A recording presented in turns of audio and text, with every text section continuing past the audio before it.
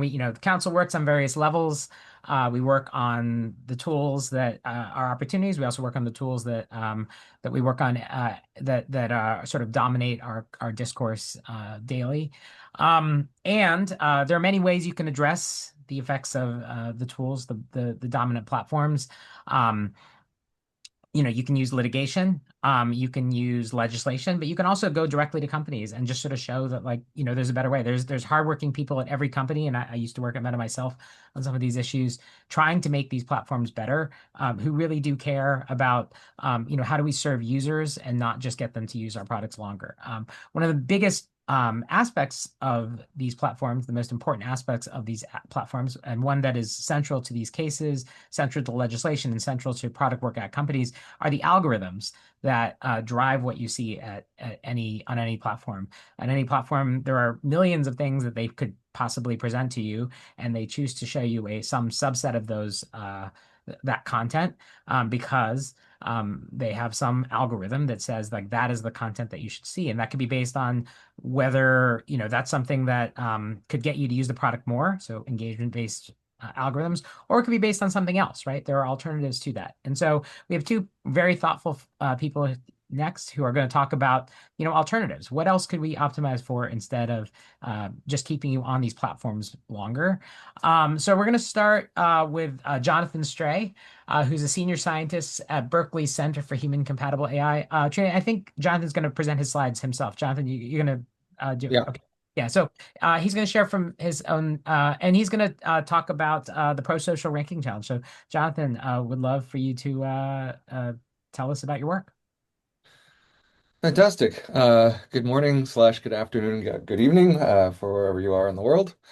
Um, as Ravi mentioned, I'm a scientist at UC Berkeley Center for Human Compatible AI, and my interests is mostly in how do the machines that process information for us change conflict, political conflict, intergroup conflict, ultimately up to violent conflict.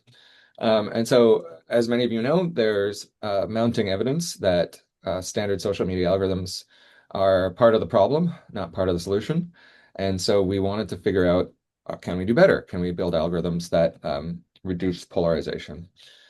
So I will show you I need to get permission to screen share, please. I All just right. did, so you should be able to now. Yeah. All right, we should be good now. Okay. So here we go.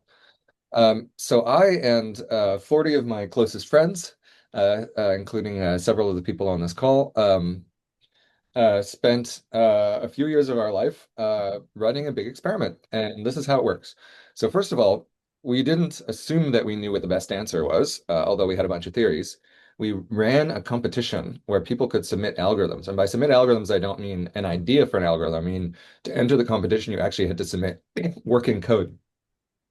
And then we had a big panel of judges uh, peer review them and ultimately whittled it down to five. And then we didn't get any cooperation from the platforms. Instead, what we did is we had people install a browser extension that intercepted requests to the platform and changed what people saw. We succeeded in recruiting about 10,000 users. We paid them to take part in our study. We didn't tell them exactly what we were doing, other than saying that we would change their feeds. Um, and we ran this basically for a few months before and a few months after the 2024 election in the US. So this was the idea. We could, we didn't really, it's not really a full recommender system because we don't have access to every item of content on the platform. But we took the top 50 or so items and we could do three things: reorder, remove, and add content. We did this on three different platforms: X, Facebook, and Reddit. And this is sort of how it works. We had this browser extension that people installed, and every time the web app, the user interface, asked for more posts, it would go through our extension, and we would get them from the server, and then send them via our own servers where we ran the five different algorithms, and we could reorder and add things. And you can see a little bit of the timeline there. We basically ran three waves of surveys. One, when people signed up, and one right before the election and one right before the inauguration, because we thought those were significant moments in time and that people's political feelings might change immediately after each of those events. And split into control group and treatment groups. And those of you who are a little more stats inclined may recognize what the study design did. It's called difference in differences, right? So the idea is maybe polarization is increasing or decreasing generally just because of what's happening in the world, but we compare the trends in the control group versus the trends in the treatment group, and that's how we figure out what the treatment does. We ran 5 different experiments. I'm not going to go through this in detail. And indeed, there's if you want to know about this in detail, there's a preprint of the paper. There's lots and lots of places you can go to learn about this. But basically tried 2 different types of things. One was just reordering the stuff that was already there. And the other is adding new content according to 3 different types of algorithms. And what we actually did is we scraped the public posts on the platforms and ran them through LLM-based classifiers to say, does this challenge a political stereotype? Is this diverse approval? Is this news from a quality source that is matched to the news that the person is interested in? And just to sort of give you intuition about what this looks like, this was one of the posts that the challenging stereotypes experiment picked up. The idea here is, so this is an old idea. It's also called oh what is it called? Now I'm forgetting the sort of previous name for this, but it's an idea that's been batted around for a lot of years. And surprising validators, that's often called. And the idea is that as polarization increases, the space within discourse for each group gets smaller. So to try to maintain sort of diversity of opinion and help people communicate across those boundaries, if a person from the out group says something that you agree with, or a person from the in group says something that you would disagree with, that sort of gives you permission to hold an opinion that otherwise you might not think about. So here's Melania Trump saying that she is pro-choice. So here's the upshot of all of this. We pooled, for initial analysis, we pooled across all arms to get more statistical power. And it was kind of a bet that on average, these things would work. And indeed they did. We saw a small but statistically significant reduction in effective polarization. So many of you will know what this phrase, effective polarization, is.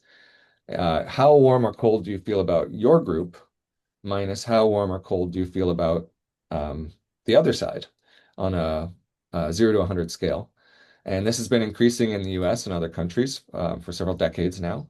And we found that it both made people feel slightly better about those people and slightly worse about our side, which kind of makes sense. I think one of the things that can be useful in conflict is realizing that, our side isn't blameless. And in this case, the 2 sides are American liberals versus conservatives. Okay. Surprisingly, it also, in some cases, increased the amount of time people spent on the platform. So we, logged every interaction with the platform they have. So we computed what we called active time, time where we think they're not just like going off to dinner and leaving the tab open, but they're actually doing something. And we saw that decrease by, something like, 20 or 30 seconds per day on Reddit and Facebook, but actually increased by the same amount on Twitter.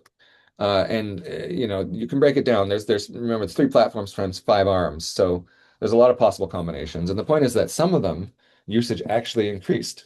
So it is not always the case that good for society and good for business are at odds with each other.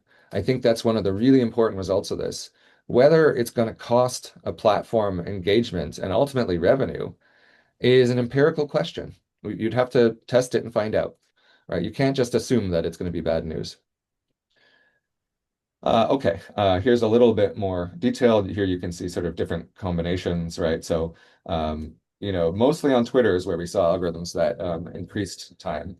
And you can see some of them worked better than others. So our top performers were this one, which just reorders things, this is using Google Jigsaw's Perspective API and their experimental bridging attributes, which some of you may know about.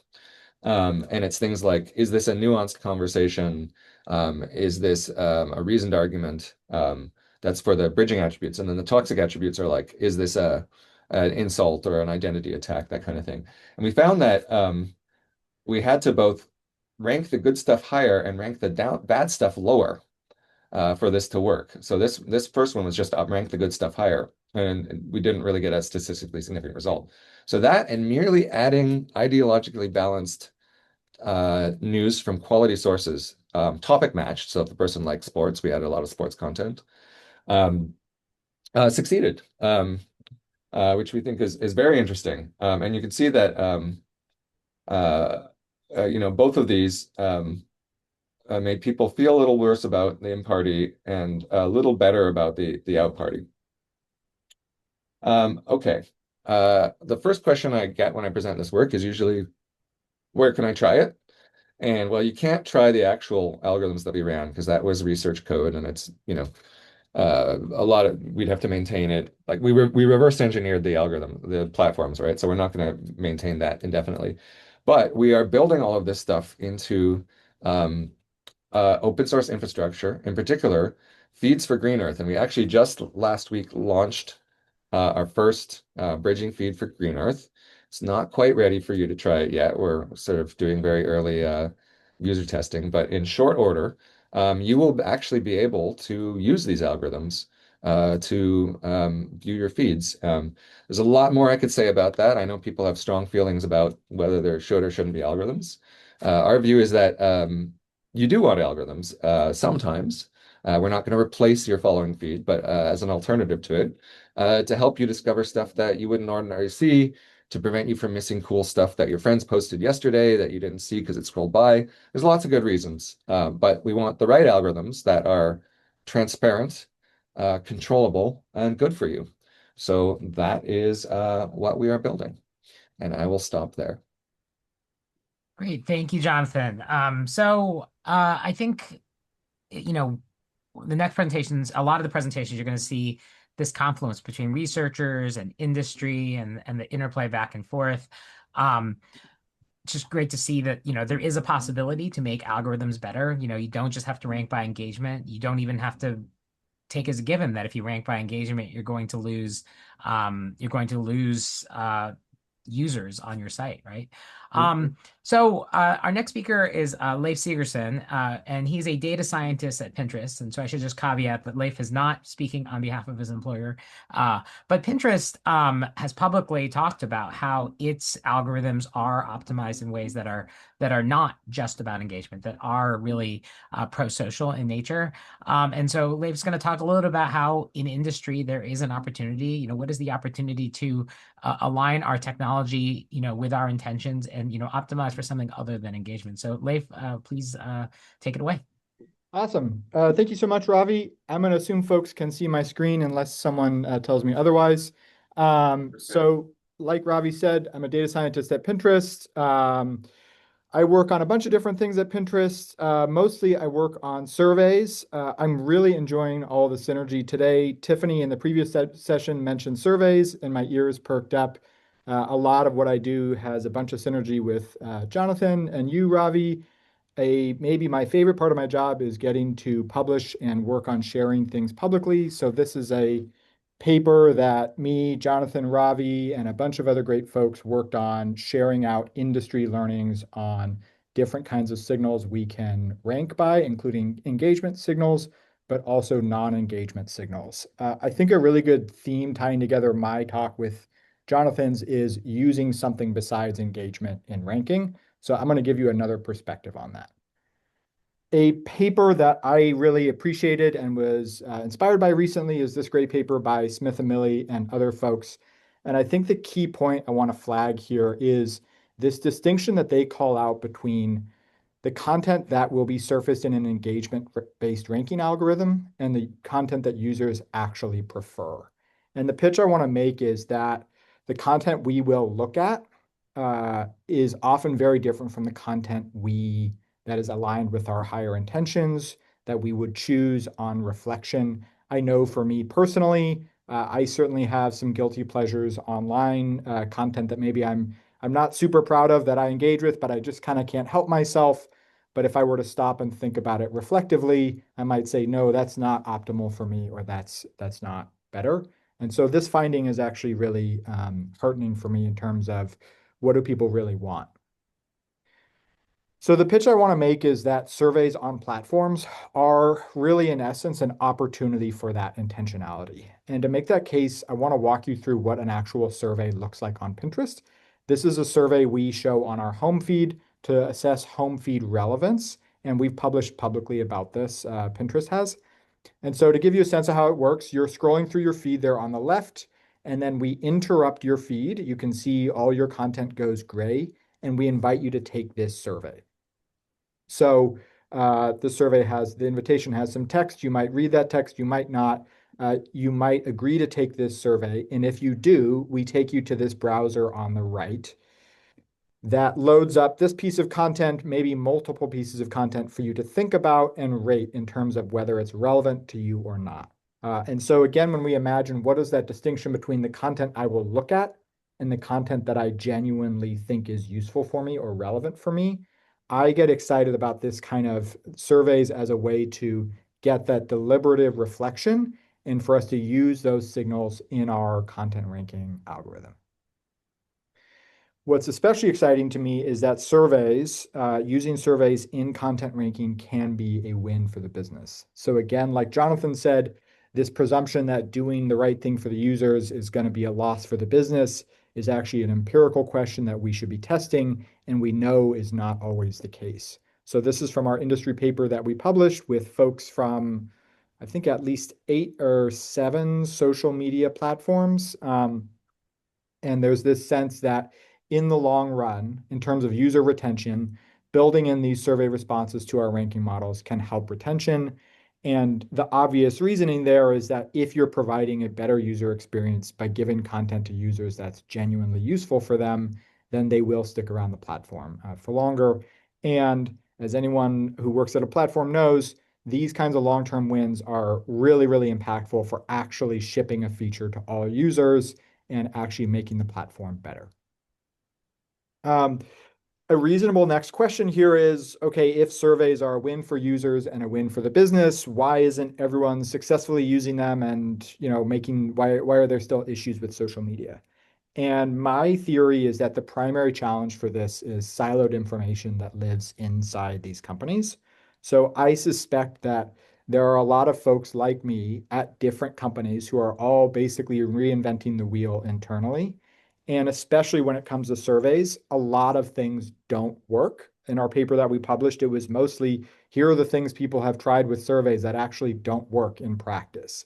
There are a lot of technical challenges with surveys. We can talk about challenges with user response rates, how we build models with smaller amounts of data, and all that. But to me, the primary challenge is basically that this information is heavily siloed right now. So this is why the work that I get most excited about is getting to share things publicly. I'm going to flag a couple pieces of work that I'm excited about, and I want to sort of applaud here. YouTube has published some great work on how they use surveys in their content ranking model, with a fair amount of technical detail here. This quote that I highlighted here, this trained a machine learning model to predict potential survey responses for everyone. As far as I can tell, this is kind of the industry standard for using survey responses in content ranking models, this version of scaling survey responses with a machine learning model and then using that as an input to the content ranker. Some other work, I will promote some work that I was involved with here. This is a blog post from Pinterest, similarly talking about how we use surveys in our content ranking model. This is actually a very technical post. It was primarily written by our machine learning engineers with a little support from me. So I appreciate how technical and open it is. And the other thing that's especially exciting to me here is we did see these engagement wins, right? So this is, again, a case where this is a win for users, but also a win for the business. And like I said, anyone who has experience working at a platform, these kinds of metrics in an experiment are critical to actually being able to launch this change to make the platform better. These kinds of engagement-based wins. If you all are excited about using surveys and content rankers and helping companies do more of that, I gave some highlights here on how you might be able to contribute. If you're a technologist like me, I think any work to share survey wins and especially learns, things that don't work, is really valuable. For academics, there are so many, to me, foundational questions to answer around how we use surveys in rankers. That work by Smith and Millie, Jonathan's work, all of this academic work is really valuable to us. And I think there are a lot of shared questions that could be addressed with academic research. And then for independent experts, for other folks, Ravi, for you folks at USC, a lot of these folks can provide a really powerful support here by just facilitating these efforts in different ways. So I've appreciated every time these institutes are able to kind of provide a shared forum for technologists to come together and share wins and learns.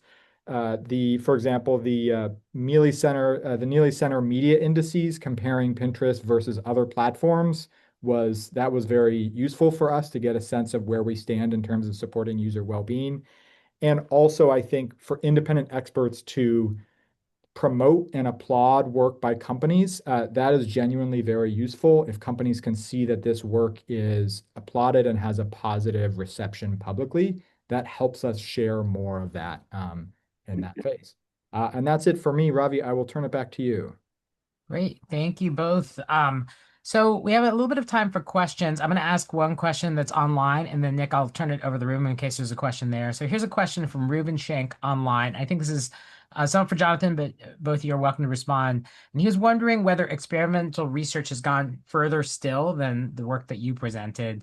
Is there any work that might invite movement or encourage shifts from, for example, anger to curiosity or grief to empathy? So just curious if you've seen people do that type of work. Jonathan and Leif, you're welcome to weigh in as well. Great question.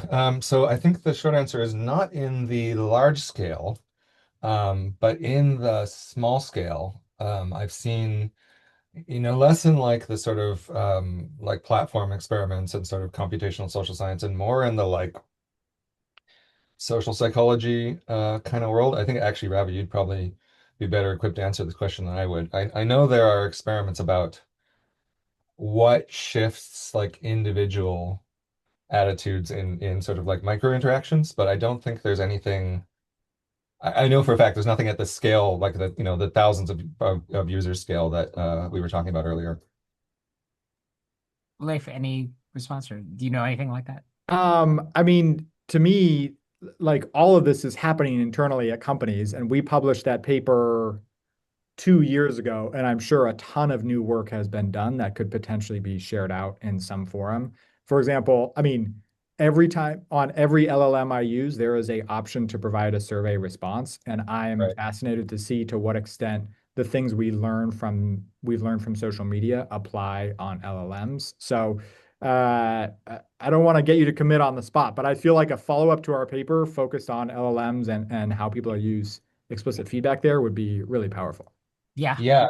So okay. So maybe this is relevant. So I've been shopping around for grant funding for an experiment. Did an experiment on a conflict mediation app, which has human mediators, but they're building on an AI thing.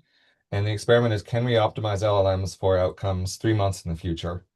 And so I think that's the next step. And one of the things I think academics like myself and other people can usefully do is to say, these are the experiments which we wish we could do, right? To publicly articulate them. I think even if you can't do the experiments immediately, that moves the field forward. Cool. Thank you. Nick, do you have a question in the room? Chance. Any questions from folks in the room? I'm going to ask one. Go. So Jonathan and Leif, I'm curious. Sorry. We can go first. Okay. We can lump together, don't worry. Mine quickly is, how can we better explore return on investment for these types of features? I know, Jonathan, you had said like you had some evidence saying their time on the app actually increased after this, right? Which is what investors love to see. Kate, even during our session earlier today, talked about how safety by design there is some evidence that it can yield ROI. So I'm curious what your thoughts are. And then Tar. Yeah, over my to you. question is multi-pronged. The algorithms that you've been studying, which of the big tech companies seem to be open to incorporating those, and which of the algorithms seem to give you the best bang for your buck? You guys hear that? Ravi, Awesome. can I take the first one? Go for it. Okay, because it lets me promote something I'm working on with Jonathan, actually. Good.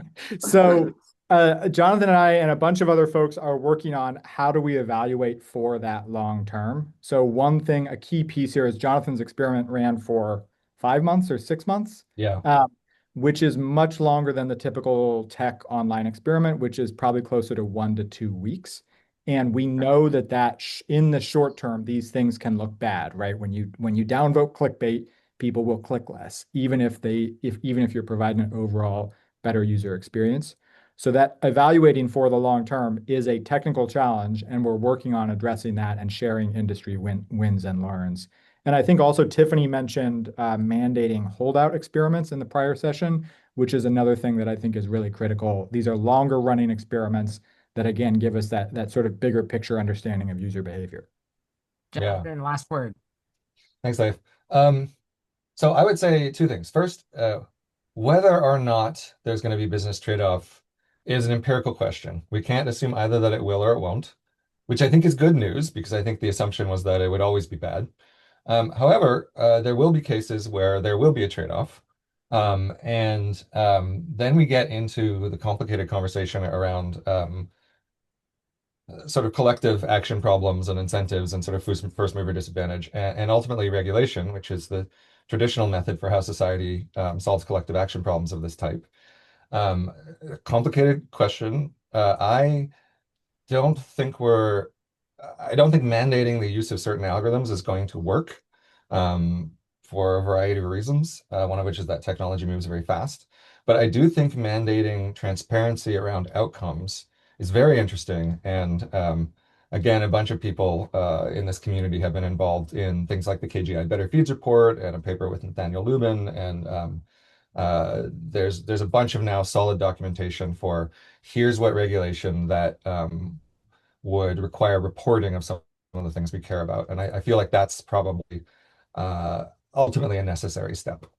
And I didn't really answer the question of who's open to it, but actually, the X team, the community notes team at X, has been really open to the ideas and thinking, really pushing forward commercial implementation. So, the picture is always mixed, right? No company is a monolith. There's some good, there's some bad.